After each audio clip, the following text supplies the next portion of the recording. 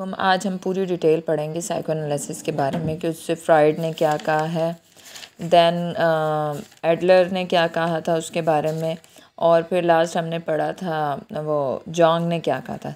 सबसे पहले साइकोएनालिसिस क्या है, उन्होंने कहा है साइकोएनालिसिस जो है उसकी डेफिनेशन दी थी, जिसमें उन्होंने कहा है a core psychology is believed that all people is possess unconsciousness through of the feeling, desire and the memories, defined as a set of psychoanalysis theories and therapeutic techniques that have their origin work of their Sigmund Freud।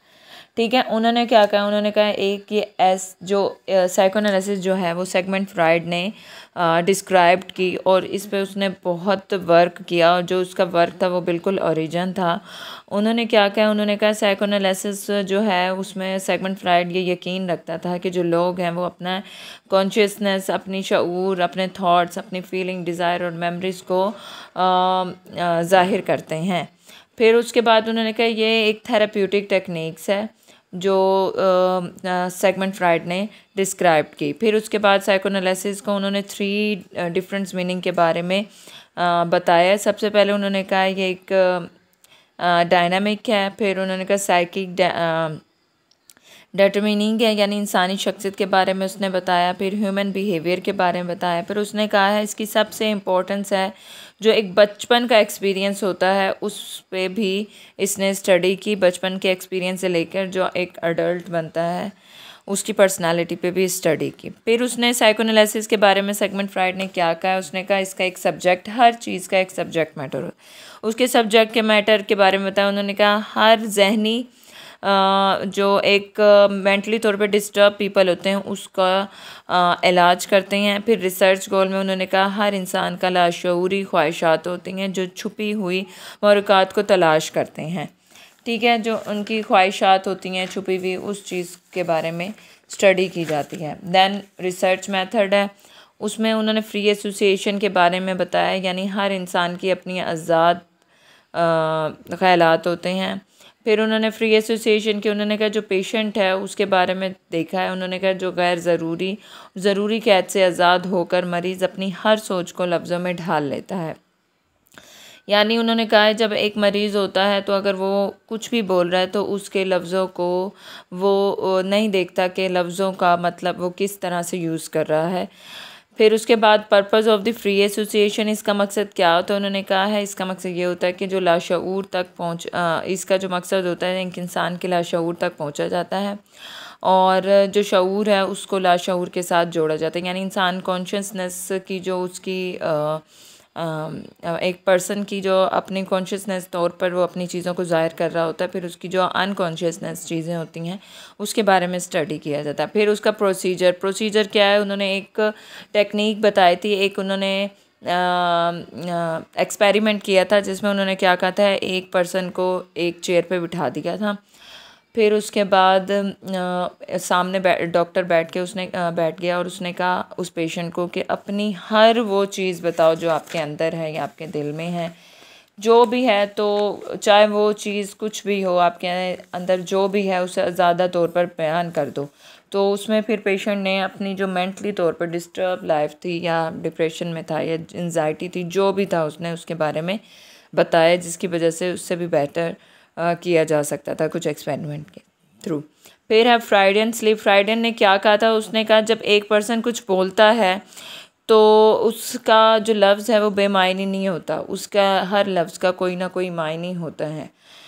और फिर उसके बाद dream analysis में उसने क्या कहा है, उसने कहा है कि हर इंसान, फ्राइड ये बिलीव करता था कि जो इंसान अपने ख्वाब देखता है तो वो उसे कभी कभी ख्वाब ऐसे होते हैं कि जैसे इंसान की डिज़ायर, उसकी विशेज़ या कुछ ऐसी चीज़ें होती हैं जो पूरी नहीं हो रही होती हैं, जिसकी वजह से वो ड्रीम्स देखता है, और वो ड्रीम्स देख के अपने आप को बेटर फील करता है और अपनी डिज़ायर, विशेज़, ख्वाहिशात को वो ड्रीम्स के थ्रू पूरी कर लेता है।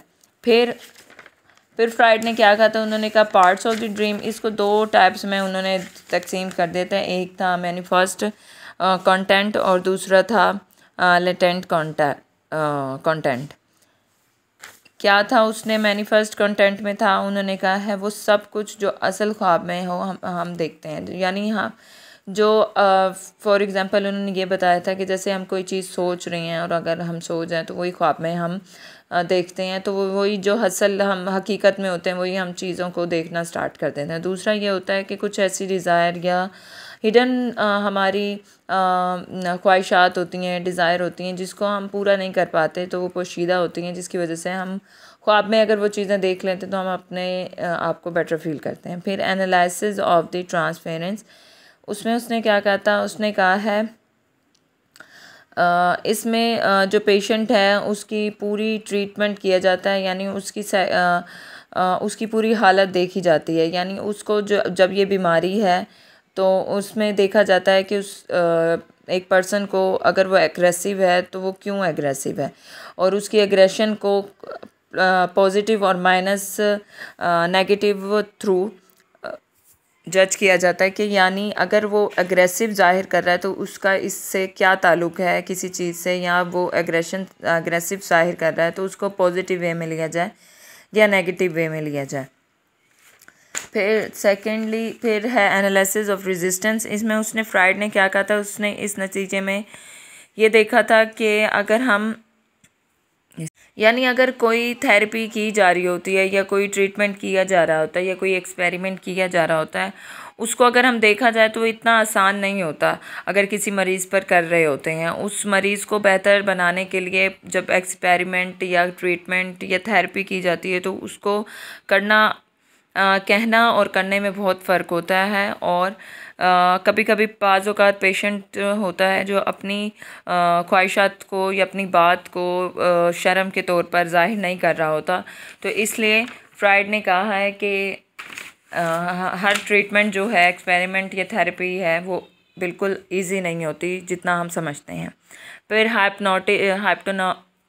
हिप्नोटिज़म कुछ एक्सपेरिमेंट ऐसे भी होते जो हिप्नोटाइज के ज़रिए किए जाते थे, जिसमें सबसे पहले उन्होंने कहा प्लाटो ने इसको यूज़ किया, फिर उसके बाद इब्न सीना ने इसको यूज़ किया, और फिर मिज़मर ने इसे जेम्स बर्ड ने यूज़ किया। तो इसकी तौर पर कुछ एक्सपेरिमेंट ऐसे भी हुए जो हिप्नोटाइज के ज़रिए पेशेंट की जो बीमारी की हालत है या उसकी कुछ छुपे हुए जो वो अपनी चीज़ों को ज़ाहिर नहीं करता, उसको हिप्नोटाइज के ज़रिए उन चीज़ों को ज़ाहिर करना करवाया। फिर उसके बाद इसकी पोस्ट फ्राइडन की दो साइकोलॉजिस्ट थे उसके बारे में स्टडी की, उन्होंने अपनी राय बयान की। सबसे पहले था कार्ल जॉन ने क्या बताया, कार्ल जॉन का जो एक्सपेरिमेंट था वो फ्राइड की तरह ही था। उसने फ्राइड की तरह ही डेवलपमेंट ऑफ पर्सनालिटी पर जोर दिया। वो भी ये यकीन रखता था कि हर इंसान का अपनी पर्सनालिटी के साथ कोई पर्पज़ होता है और उसकी लाइफ वो गुजारने का कोई बैलेंसिंग होती है, जिसे वो कॉन्शियसनेस और अनकॉन्शियस दोनों तौर पर इस्तेमाल करता। फिर उसने डेवलपमेंट ऑफ साइकोलॉजी को जो है कुछ टाइप्स पर डिस्क्राइब किया, यानी उसकी फर्दर टाइप्स दी। डेवलपमेंट साइकोलॉजी की इसने 3 टाइप्स दी, जिसमें उन्होंने कहा चाइल्डहुड है, एडोलेसेंस है और एडल्टहुड है। चाइल्डहुड क्या है कि जब बच्चा एक पैदा होता है तो वो चीज़ों को ऑब्ज़र्व कर रहा होता है। सबसे पहले वो अपना जेंडर देखता है कि वो मेल है या फीमेल है, फिर वो बेसिक जो चीज़ें होती हैं उससे लर्न करता है, अपनी मॉरलिटी के बारे में, रिलीजियंस और जो कल्चर है उसके बारे में वो पढ़ता है। फिर उसकी जो फैमिली होती है वो बहुत इंपॉर्टेंट होती है, जिसकी वजह से जो एक चाइल्ड होता है वो अपनी सोसाइटी में डेवलप करने में बहुत उसके लिए हेल्पफुल होते हैं। फिर एडोलेसेंस है, जिसमें उन्होंने कहा एडोलेसेंस का जो स्टेज है इसमें जो एक अगर देखा जाए तो चाइल्डहुड में जो बच्चा है टॉय से खेलता है, लेकिन एडोलेसेंस में बच्चा टॉय से खेलना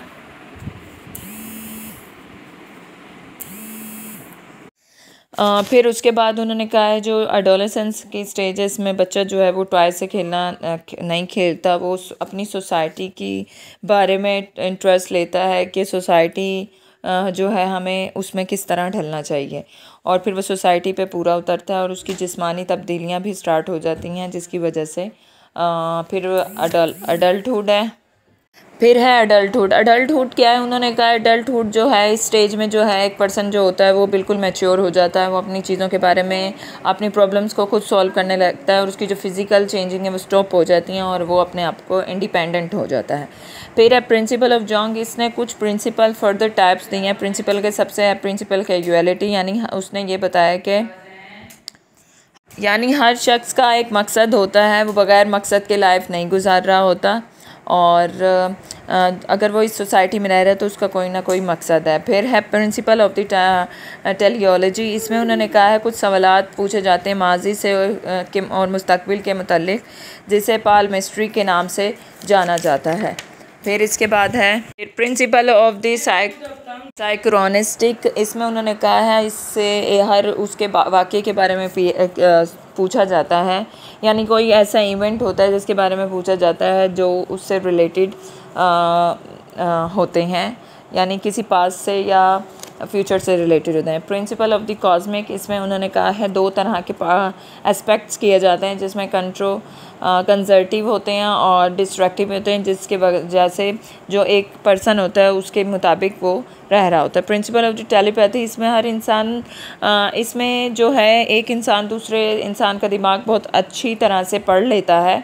फिर उन्होंने कहा विदाउट एनी लिंक और कम्युनिकेशन, और इसमें क्या होता है कि किसी भी लिंक और कम्युनिकेशन के बगैर उसको जोंग ये बिलीव करता था कि एक इंसान में इतनी पावर है कि वो सामने वाले का दिमाग बहुत आसानी से पढ़ लेता है बगैर किसी कम्युनिकेशन और लिंक के बगैर। Principle of the entropy, principle of the entropy क्या है?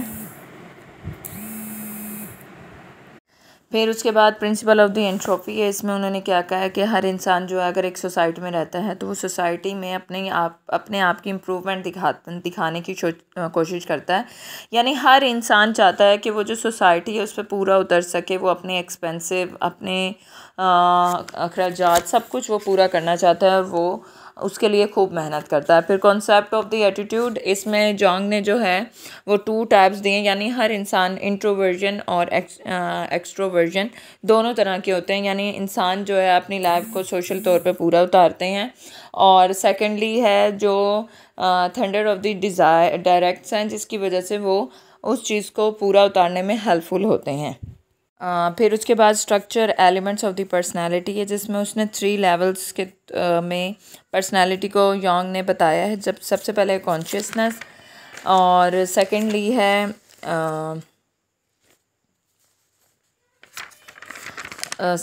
है पर्सनल अनकॉन्शियसनेस, एंड थर्ड है कलेक्टिव अनकॉन्शियसनेस एंड आर्कीटाइप।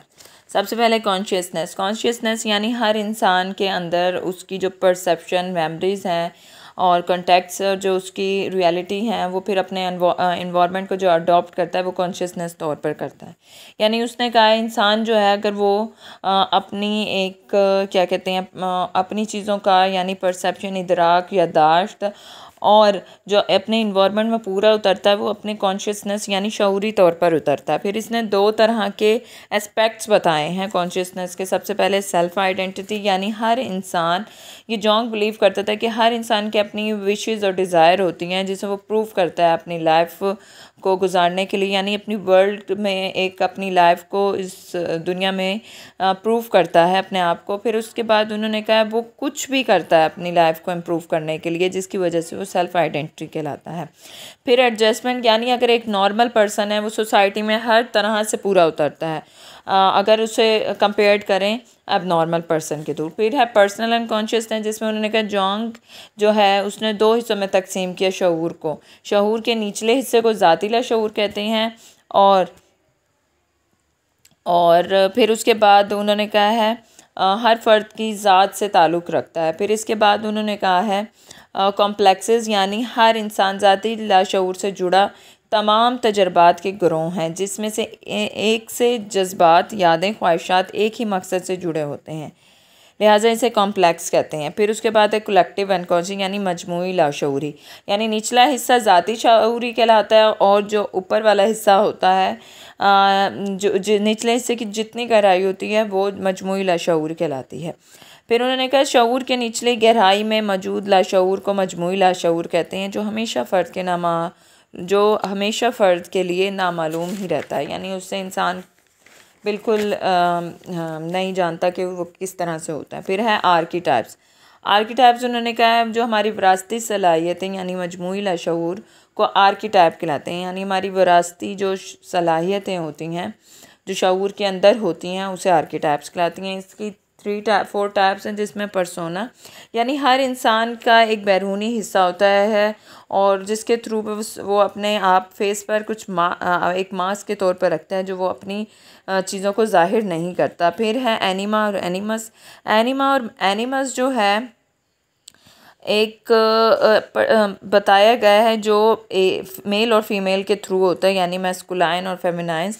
एनिमल्स जो होता है वो फेमिनाइज का पार्ट होता है मैन में, और एनिमल्स है जो मैस्कुलाइन का पार्ट होता है व्यूमेन में। इससे इसका ये मुराद था कि हर जिन्स में दोनों खसूसियात पाई जाती हैं। फिर शैडो है। शैडो यानी हर इंसान के अंदर एक शख्सियत होती है। साए में वो ख्वाहिश और या तख्लीक़ात की तकमील तक पहुंच नहीं सकता, यानी हर इंसान अपनी शैडो के तौर पर वर्क करता है। फिर सेल्फ, हर इंसान की अपनी ज़ात होती है जो कि शख्सियत के तवाज़ुन को फ़राहम रखती है, यानी इंसान की अपनी अकाई मुकम्मल होने की कोशिश करता है और अपने सेल्फ को इम्प्रूव करने की कोशिश करता है सोसाइटी में। फिर उन्होंने कहा साइकिक एनर्जी। फ्राइड के मुताबिक जो उन्होंने कहा है, उसने कुछ थेरेपीज़ की थी। उन्होंने कहा हर इंसान की अपनी रिसीविंग होती है, उसकी सोच होती है, उसके एहसास होते हैं जो हमारे कुछ फंक्शंस के थ्रू वर्क करते हैं। फिर उसके बाद उन्होंने कहा जोंग ने कुछ थेरेपीज़ जो टेक्निक यूज़ की, जिसमें उन्होंने इंसान को बेटर यानी एक पेशेंट को बेटर बनाने के लिए कुछ थेरेपीज़ यूज़ की, जिसमें ड्रीम एनालिसिस था और वर्ड एसोसिएशन टेस्ट यूज़ किए। ठीक है, अब हमने फ्राइड भी पढ़ लिया, जोंग भी पढ़ लिया। अब हम पढ़ेंगे अल्फ्रेड एडलर क्या कह रहे हैं। उन्होंने कहा इसकी फ़र्दर टाइप्स यानी इंडिविजुअल साइकोलॉजी, इसने फ़र्दर टाइप्स दी। उन्होंने कहा हर फ़र्द का मुंज़िम शक्ल में हर फ़र्द के तजर्बात रवैये को वाज़ेह करने ठीक है, हर फ़र्द के तजर्बात रवैये को वाज़ेह करने की कोशिश करता है कि साइंस को इनफरादी नफ्सियात का नाम दिया है। फिर man is a social animal, यानी हर इंसान माशरे में पूरा उतरने की कोशिश करता है। तो मैन जो है वो माशरे पे पूरा उतरने की कोशिश करता है, तो उसने एक इंसान को सोशल एनिमल के नाम पे किया है। फिर उसके बाद उसने 3 टाइप्स बताई। उसने कहा एक इंसान पर्सन से पर्सन की तरफ अट्रैक्ट होता है, फिर पर्सन से ग्रुप की तरफ इंट्रैक्ट होता है, और फिर ग्रुप टू ग्रुप इंट्रैक्ट होता है। फिर है यूनिकनेस, यानी हर इंसान के अंदर एक यूनिकनेस होती है जिसकी वजह से एडल का ये यकीन था कि इंसान की फितरत को इनफरादत और हर फ़र्द की इनफरादत पर था। फिर मिनिमाइज सेक्सुअल नीड्स, यानी उसने कहा जो सेक्स इम्पोर्टेंट तो होता है, इसने कहा इम्पोर्टेंट तो होता है, लेकिन इसका इतना भी इम्पोर्टेंट नहीं होता कि हमारी पर्सनालिटी पे इफ़ेक्ट पड़े। इम्पोर्टेंस ऑफ द कॉन्शियसनेस, जिसमें उसने ये बताया कि एक पर्सन है वो टोटली डिपेंड करता है अपनी इंस्टेंटिव आर्ग्यूज़ पर। फिर वो अपने प्लान्स कुछ बनाता है अपनी सोसाइटी को, अपनी डिज़ायर को पूरे करने के लिए वो अपनी सोसाइटी पर पूरा उतरता है। फिर सोशल इंटरेस्ट है। फिर उसके बाद उन्होंने कहा हर इंसान अपनी माशरती ताल्लुकात अहमियत को हासिल करते हैं, यानी वो सोशल इंटरेस्ट लेता है जिसकी वजह से वो अपनी हर ख्वाहिशात को पूरा करता है। फिर स्टाइल ऑफ लाइफ, यानी हर शख्स अपने अंदाज से ज़िंदगी गुजारता है, वो किसी भी के थ्रू अपनी लाइफ स्टाइल को गुजारने की कोशिश नहीं करता। फिर इसकी 2 टाइप्स उन्होंने कहा personal force, environmental force. Personal force ये यानी वो अपने आप को इंटरनल फीलिंग्स, थॉट्स और थिंकिंग की शेप में अपने दिमाग को डालता है, जबकि इन्वायरमेंटल फोर्स यानी इन्वायरमेंटल के तौर पर अपनी ख्वाहिशात को ज़ाहिर करता है।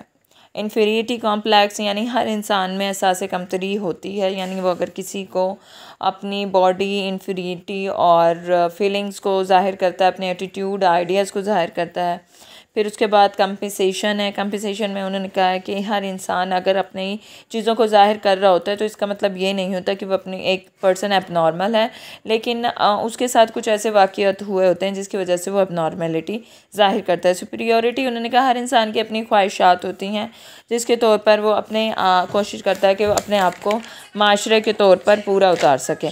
फिर उसके बाद उन्होंने क्या कहा रूल ऑफ सोसाइटी।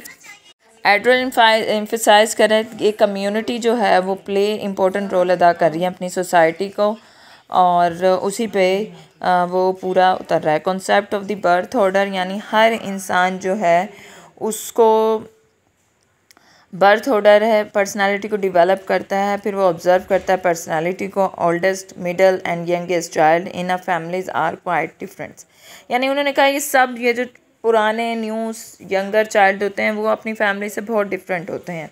कुछ उन्होंने कहा जो बच्चे होते हैं जो पैदा होते हैं वो अपने माहौल के मुताबिक पूरे उतरते हैं। कुछ जो सेकंड बच्चे होते हैं वो उनको बहुत ज़्यादा पैम्पर्ड किया जाता है, वो सोसाइटी पे पूरा नहीं उतर पाते। कुछ जो होते हैं वो शार्प माइंड होते हैं तो वो सोसाइटी पे पूरा उतर जाते हैं। ठीक है, आज के लिए साइकोएनालिसिस जो है वो कंप्लीट हो गया। इसकी फुल डिटेल्स हो गई है। कल कुछ और टॉपिक पढ़ेंगे। जज़ाकल्लाह।